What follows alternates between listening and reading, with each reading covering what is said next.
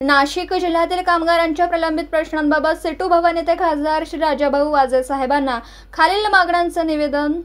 FCI कंत्राटी कामगारांचे थकवलेला PF मिळण्याबाबत इंडियन रेल्वे विद्युत इंजिनिअरिंग संस्था नाशिक रोड येथील कमी केलेल्या सुरक्षारक्षकांना कामावर घेण्याबाबत, शालेय पोषण आहार कर्मचाऱ्यांचे वाढलेले 1000 रुपये मानधनवाढ मिळण्याबाबत,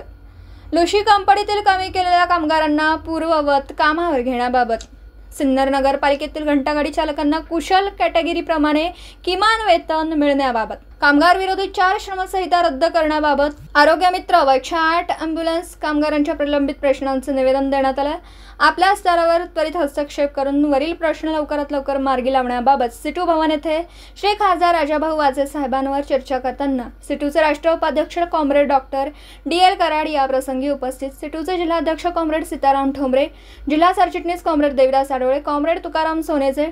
comrade Yuvraj Patil, comrade Santosh Kulkarni, comrade Rahul Gaikwad, comrade कल्पनाताई Shinde, comrade Chhaya Jadhav, comrade Vijaya Tikal, comrade Santosh Kakade, advocate Vaijnath Giri, comrade Datta Rakshe, comrade Pandurang Katkar, comrade Gautam Kongale, comrade Nitin Suryavanshi, comrade Mohan Jadhav, comrade Hiraman Telore, comrade Arvind Shahapure. दिवसभरातील घडामोडींचा आढावा घेण्यासाठी पाहत रहा N24 मराठी न्यूज.